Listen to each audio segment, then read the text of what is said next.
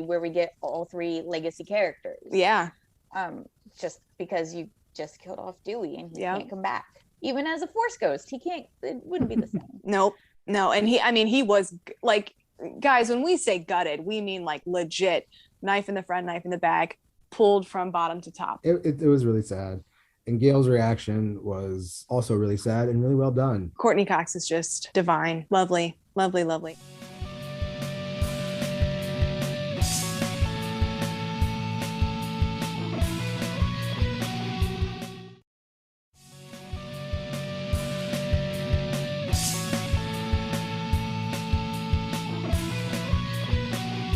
And here we go. As we all hold our breath and start like drum rolling. Yes, please. You turned your turn signal on way too soon.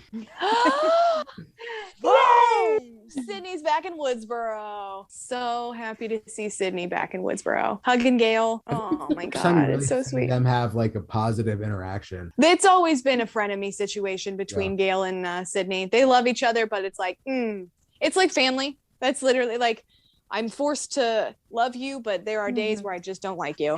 And especially considering the fact that like Dewey and Gail, they had this unconventional relationship, romance, marriage, and Dewey and Sydney, they grew up together. Yeah. Tatum was her best friend. She was over at their house all the time growing up. It's like his kid sister.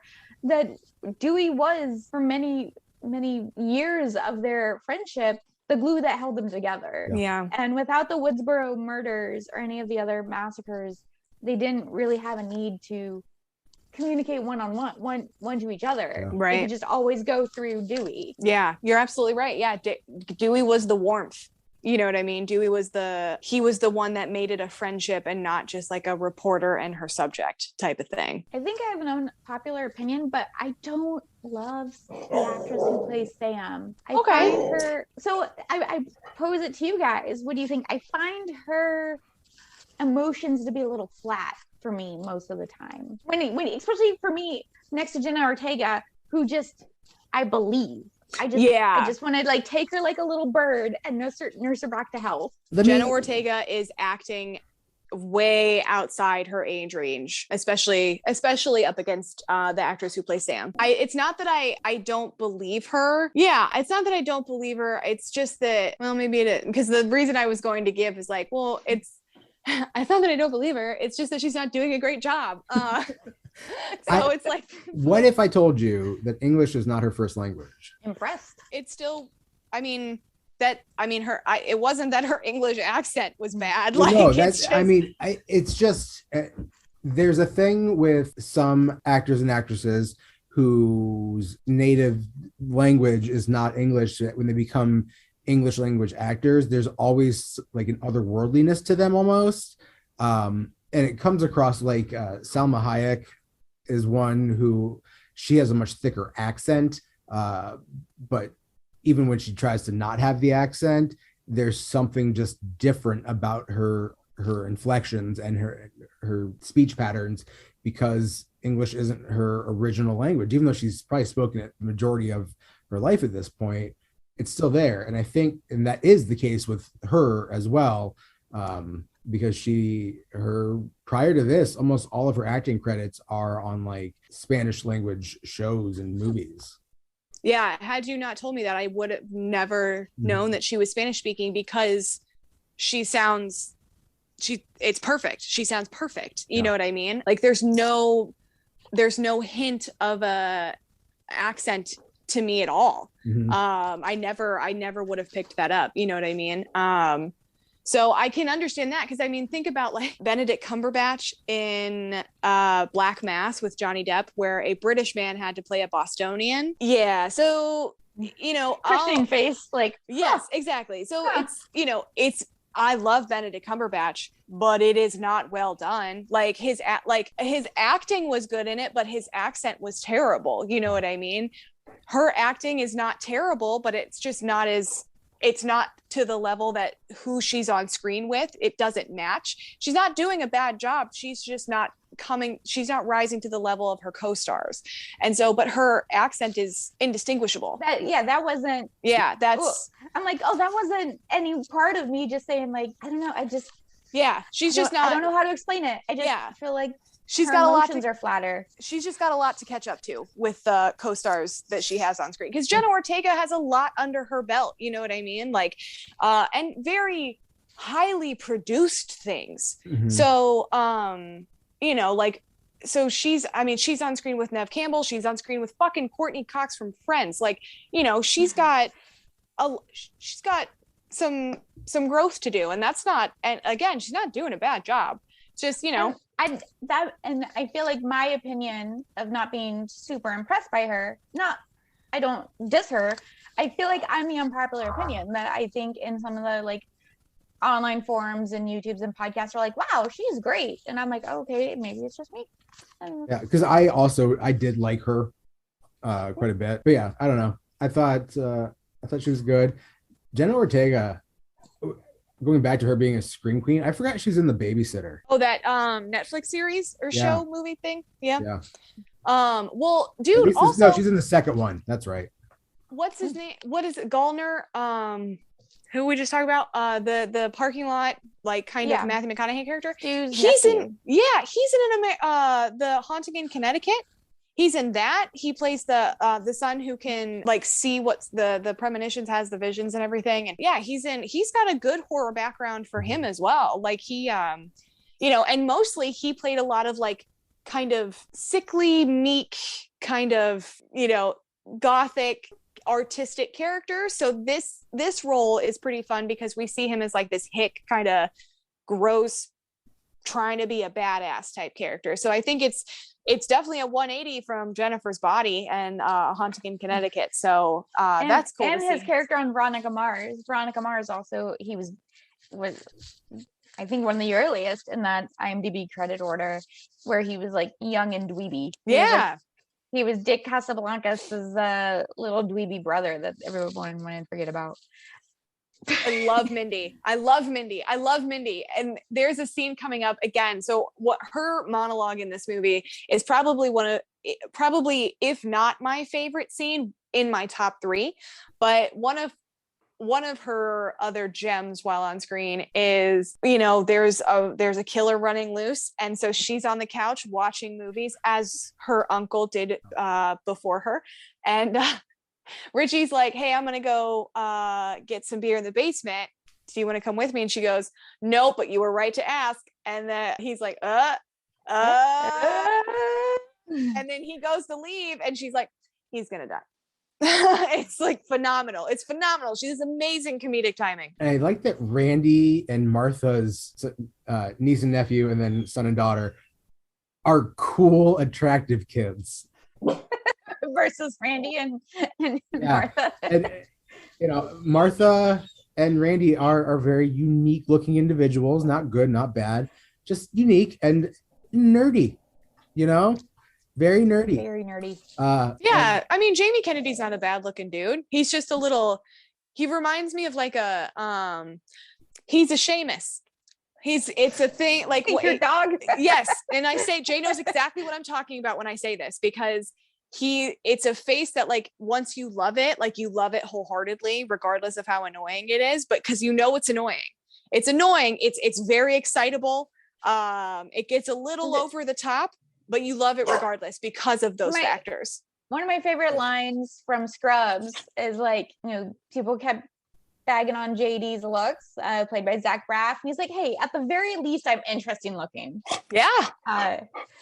And so Chad's character, Chad and Mindy, so Chad, played by Cuba Gooding Jr.'s son, I get so heavy vibes of Ryan Phillippe and I Know What You Did Last Summer.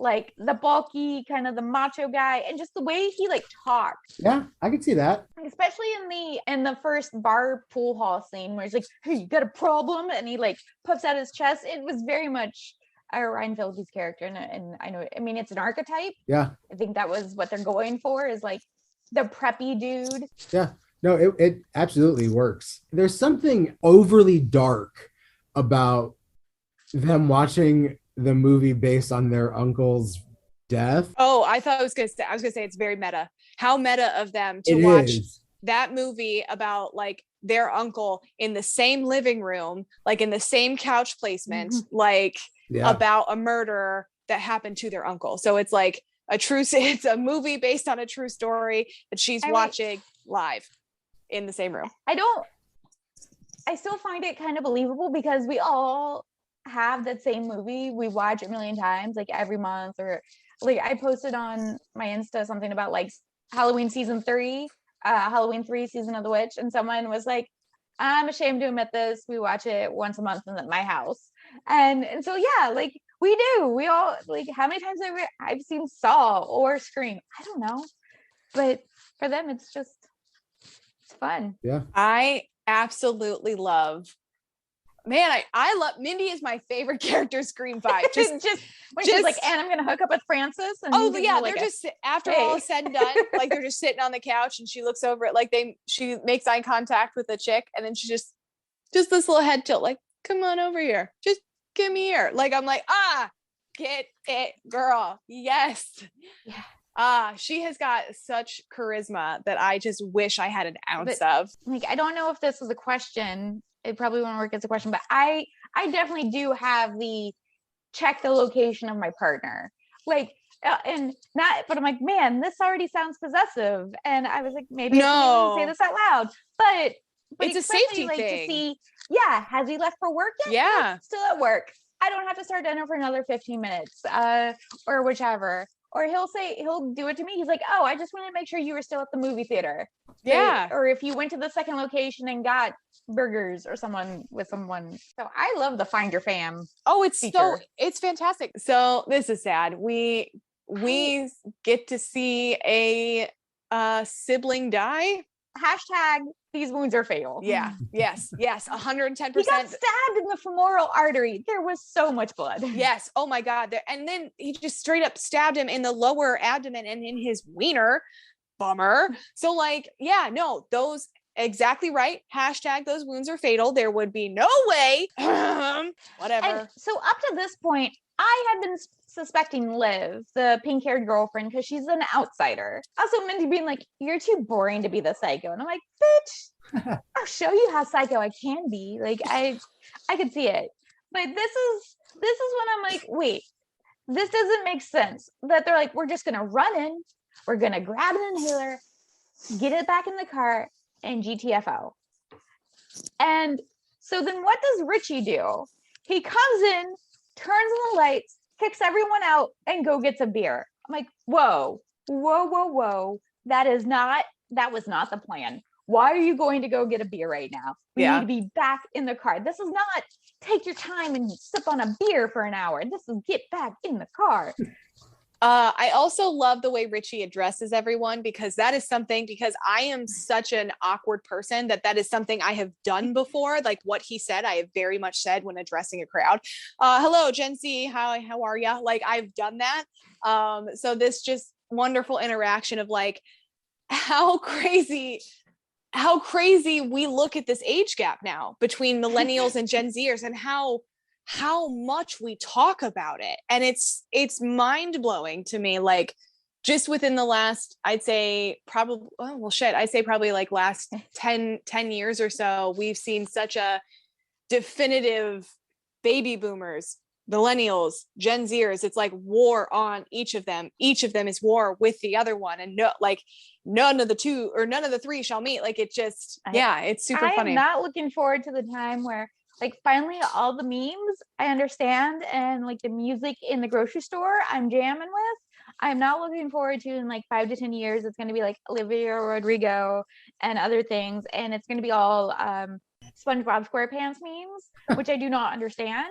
So I'm like, oh man. See, now, I'm at the peak of understanding things. Right now, I'm being patronized with a Super Bowl that's just for us.